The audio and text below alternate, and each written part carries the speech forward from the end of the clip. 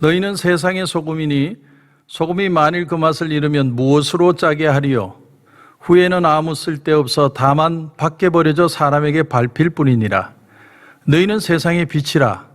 산 위에 있는 동네가 숨겨지지 못할 것이요 사람이 등불을 켜서 말 아래에 두지 아니하고 등경 위에 두나니 이러므로 집안 모든 사람에게 비치느니라. 이같이 너희 빛이 사람 앞에 비치게 하여 그들로 너희 착한 행실을 보고 하늘에 계신 너희 아버지께 영광을 돌리게 하라. 아멘. 오늘 이 말씀은 이 말씀을 읽는 독자에게 너희들은 세상의 빛과 소금이 되라는 의미로 주신 말씀이 아니에요. 이 말씀은 이미 세상의 빛과 소금이 된 존재로서 소금이 그 맛을 잃으면 안 된다는 걸 경고하는 말씀입니다. 이게 아주 중요한 말씀이죠. 세상에 소금이 되라는 취지에서 말씀하신 게 아니라 이미 소금이 되었는데 이 세상에 영향력을 끼치고 있던 사람이 있는데 그 역할을 잃어버리면 어떤 일이 발생하는가 그걸 말씀하는 거예요. 아주 중요한 의미입니다. 왜 마태가 이 말씀을 예수님의 말씀 초두에 마태복음 초두에 산상수훈에 그것도 초두에 이 말씀을 기록했는지 알 수는 없지만 아마도 이 빛과 소금된 크리스찬들의 가치가 그만큼 귀하다는 걸 말하고 있는 내용이 아닌가 저는 그렇게 생각을 합니다. 자, 이제 이 말씀을 우리 그리스도인들에게 적용을 해서 어떤 취지로 이 말씀을 하셨는가를 우리가 생각해 보면 한때 세상에 영향을 끼치고 소금이나 빛의 역할을 하는 사람들일지라도 얼마든지 그 맛을 잃을 가능성이 있다라는 걸 보여준다는 겁니다. 아주 중요한 얘기예요. 한때 우리 속된 말로 왕년에 내가 참 신앙으로 한 주름 잡았던 사람인데 지금 얼마든지 그 맛을 잃어버릴 수 있다라는 겁니다. 그게 가능하다는 거죠. 이게 얼마나 무서운 지적입니까? 왜 그런 일이 발생하는지는 설명하지 않아요. 어떻게 그런 일이 일어나는지도 말하지 않습니다. 그러나 얼마든지 가능하다. 얼마든지 가능해요. 여러분, 소금이 맛을 잃을 수 있고 빛이 빛을 잃을 수 있다는 거예요. 그래서 맛을 잃어버리면 어떻게 되느냐? 하나님이 그 사람을 바른 게 아니고 사람들이 바른대요. 오늘 13절을 보면 그 맛을 잃으면 무엇으로 짜게 하리요? 후회라는 건 어느 정도 시간 간격을 둔 말이죠. 소금의 맛을 잃자마자가 아니라 어느 정도 시간이 흘러가는데 점점 이런 말이죠. 그 후에 어떤 일이 일어나냐면 아무 쓸데없어 다만 밖에 버려져 누구에게 밟힌다고 얘기되어 있습니까? 사람에게 밟힐 뿐이니라. 하나님이 밟지 않아요. 사람들에게 밟힌다는 거예요. 정말 무서운 얘기죠. 근데 왜 밟히느냐? 맛을 잃어버렸기 때문에요. 한때는 세상에 맛깔스러운 크리스찬의 모습을 보여주던 사람이에요. 근데 그 맛을 다 잃어버렸어요. 이유는 몰라요. 말하지 않습니다. 그러나 얼마든지 가능하다는 걸 여기서 마태는 얘기하는 겁니다. 사울 왕이 왜 그렇게 고집스럽게 완악하게 끝까지 하나님의 말씀을 불순종하는 존재로 타락해버렸는가? 성경은 그걸 설명하지 않고 아나니아와 삽비라 부부가 굳이 그렇게 할 필요도 없는데 자기 밭을 팔아서 그것도 거짓말을 해서 헌금을 들여서 그런 저주를 받는가? 그 동기에 대해서도 성경은 말하지 않습니다. 다만 그런 일은 얼마든지 발생할 수 있다는 거예요. 발생할 수 있다. 그렇기 때문에 과거의 전력을 가지고 변명하려고 하면 안 됩니다. 과거에 내가 주의 이름으로 뭐 이런 능력도 행하고 뭐 이 귀신도 쫓아내고 그거 다 필요 없다는 거예요. 여러분, 과거의 전력이 있어도 지금 짠맛을 잃어버리면 아무 소용이 없는 거예요. 내가 과거에 그렇게 맛 좋은 소금인데 지금 맛을 유지하고 있느냐? 잃었느냐? 이걸 지금 주님이 질문하고 계시는 거예요.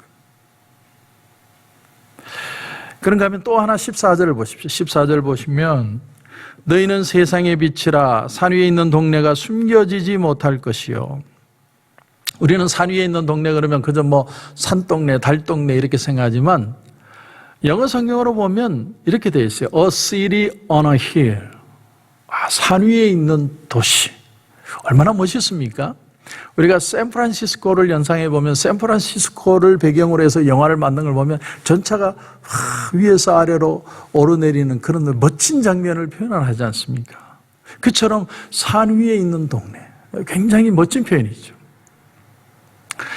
청교도들이 미국으로 건너왔을 때 매사추세츠주의 첫 총독이었던 윈스롭이라는 사람이 이 구절을 가지고 본문으로 해서 설교를 했어요. 그러면서 예언을 했습니다. 어떤 예언을 했냐면 그가 말하기를 이 땅에 세워지는 나라가 장차 언덕 위의 도시와 같이 되어서 전 세계 사람들의 선망의 대상이 될 것이다. 진짜로 그 말은 예언이 적중이 돼가지고요. 지금 미국을 좋아하는 사람도 있고 싫어하는 사람도 있지만 어쨌든 미국의 영향력이라는 걸 아무도 무시할 수 없는 거예요.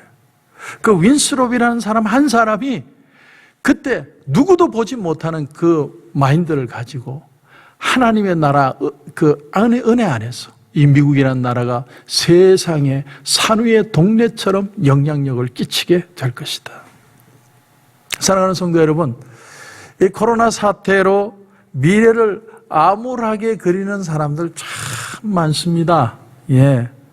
하지만 신앙이라는 건요, 남이 보지 못하는 미래를 은혜 안에서 볼 줄 아는 걸 뜻하는 거예요. 우리가 기도하고 성령을 따라 살기를 원하고 성령의 인도하심을 구하면 우리 마음속에 세상 사람들이 보지 못하는 희망과 소망을 보게 하시는 거예요. 그것을 예언한다는 겁니다. 여러분, 지금은 내 문제를 그러므로 하나님 앞에 맡기고 믿음의 말씀을 선포할 줄 알아야 돼요. 자꾸 경제가 연말이 아니라 내년이 돼도 안 풀리고 뭐 어떻게 되고 저렇게 되고 자꾸 걱정하는 소리 하지 마시고 하나님의 말씀을 붙들고 믿음으로 볼 줄 알아야 돼요. A city on a hill. 언덕 위에 있는 도시예요. 하나님이 그런 모습이 우리가 되기를 원하신다는 거예요. 여러분, 희망을 주는 말을 할 수 있는 사람은 정말 극소수입니다. 예. 선견 지명이 있는 사람만 희망을 얘기할 수 있죠. 그런 사람을 선견자, 선지자라는 거죠. 선지가 뭡니까? 미리 아는 거죠. 먼저 아는 거죠. 선지자적인 시각이에요. 선지자라는 건 뭐 이 시대를 가리켜서 막 비판하고 뭐가 잘못되고 뭐가 불의하고 쪼개고 문제가 있고 그런 말은 누구나 다 합니다. 얼마든지 누구든지 할 수 있어요. 그러나 모든 사람들이 불안해하고 염려하고 두려워하는 상황 속에 미래에 대한 하나님의 계획과 소망과 하나님의 마인드와 하나님이 우리에게 끼치고 싶은 은혜의 영향력들을 얘기할 수 있는 사람, 그런 사람이 정말 이 시대에 필요하다는 거예요. 얼마나 필요한지 몰라요. 여러분, 예레미야 29장 11절에 보면 여호와의 말씀이니라 너희를 향한 나의 생각을 내가 아나니 평안이요 재앙이 아니니라 너희에게 미래와 희망을 주는 것이니라.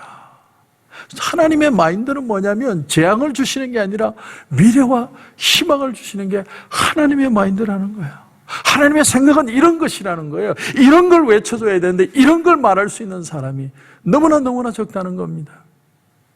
왜? 현실이 불안하니까, 두려우니까, 다 망가질 것 같으니까 현실을 보지 않고 눈을 들어 하나님을 볼 줄 아는 사람들이 이 시대에 너무나도 필요한. 대부분의 사람들은 세상 사람들하고 똑같이 생각하고 똑같은 소원을 하고 세상 사람처럼 미래를 바라보고 있어요. 그러니까 두려운 거예요. 염려가 되고 걱정이 되는 거예요. 여러분, 유행을 창출하는 사람이 있고 유행 따라다니게 바쁜 사람들이 있습니다. 물론 우리가 그리스도인들이 유행을 만들어내는 건 아니지만 오늘 14절 말씀에 너희는 세상의 빛이라 산 위에 있는 동네가 숨겨지지 못할 것이다. 이 말씀처럼 예수님이 하신 말씀대로 살다 보면 남들이 보지 못하는 기회를 보고 남들이 있는 줄 알지도 못했던 길을 보고 남들이 엄두조차 내지 못했던 일을 내가 먼저 하게 되고, 그래서 사람들이 볼 때, 야, 저 사람은 뭐가 있길래 저렇게 하는 일마다 잘 돼? 하나님이 저 사람하고는 같이 하는 것 같아. 내가 보기에는 별 것도 없는데 왜 저 사람은 하는 일마다 되는 거야? 우리가 그런 소리를 들어야 돼요. 그게 선지자적이고 선견적인 삶을 사는 크리스찬의 삶이라는 거예요. 여러분, 세상만 바라보고 두려워하지 마세요. 두려워하는 건 다 하고는 거예요. 다 하고 있는 거예요. 오늘 우리에게는 하나님의 말씀을 붙들고 믿음으로 미래를 볼 수 있는 눈이 필요해요. 성령 하나님, 우리의 마음을 주장해 주시고, 우리가 하나님이 우리에게 주시고자 하시는 것은 재앙이 아니라 소망이라고 그러셨는데, 하나님 그 소망을 바라보는 역사가 우리 가운데 일어나게 하여 주시옵소서. 그래서 이 세상 속에 정말 빛과 소금된 삶을 살게 하여 주시옵소서. 그런 은혜가 저와 여러분 가운데 넘치시길 주님의 이름으로 축원합니다. 기도드리겠습니다. 하나님 은혜를 감사합니다. 산 위에 있는 동네가 숨기지 못할 것이라고 말씀하시고, 소금이 그 맛을 잃으면 밖에 버려져 사람들에게 밟힐 뿐이라고 했습니다. 하나님, 과거에 왕년에 자라던 교회 더 이상 우리가 자랑하지 않게 하시고, 오늘 이 시간 다시 선지자적인 마인드를 가지고 말씀을 붙들고 예언자적인 자세를 가지고, 하나님은 재앙이 아니라 소망을 우리에게 주시길 원하신다는 이 말씀을 붙들고 하나님의 성품을 믿고 믿음으로 선포할 수 있는 그런 축복의 삶이 되게 하여 주시옵소서. 오늘도 주님 기도하는 가운데 큰 은혜 주실 줄 믿고 예수님의 이름으로 기도드립니다. 아멘.